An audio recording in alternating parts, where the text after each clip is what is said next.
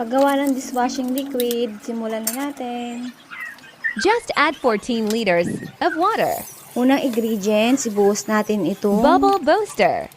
Yung pampabula. Yan. Siyempre, kailangan mabula. Tapos, ayan, may pampagulo akong bata.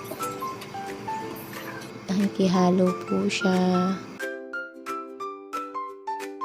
Surfactant. So guys, pag inilagay nyo pala itong surfactant, kailangan 20 minutes muna bago nyo haluin para malusaw po agad. Premix. Ingredients liquid. Ito naman guys, ito yung pampabango, pampakulay. Yun yung kanyang para maging kulay yellow.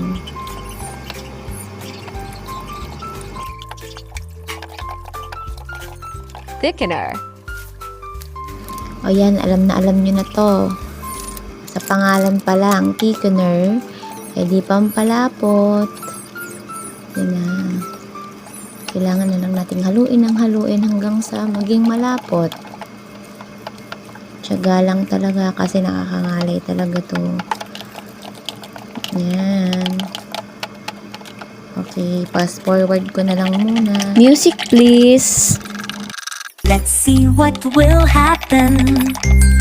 Let's start with the primary colors.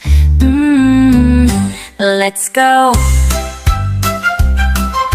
Mixing black color with white color. Do you know what color it is? Guys, ilalagay ko pala yung link kung saan mura ang pag-order nito.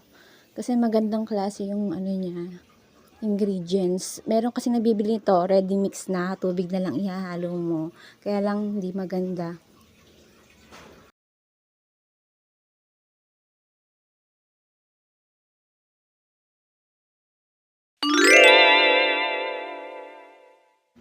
Thank you guys. Don't forget to subscribe and follow. Salamat sa panonood.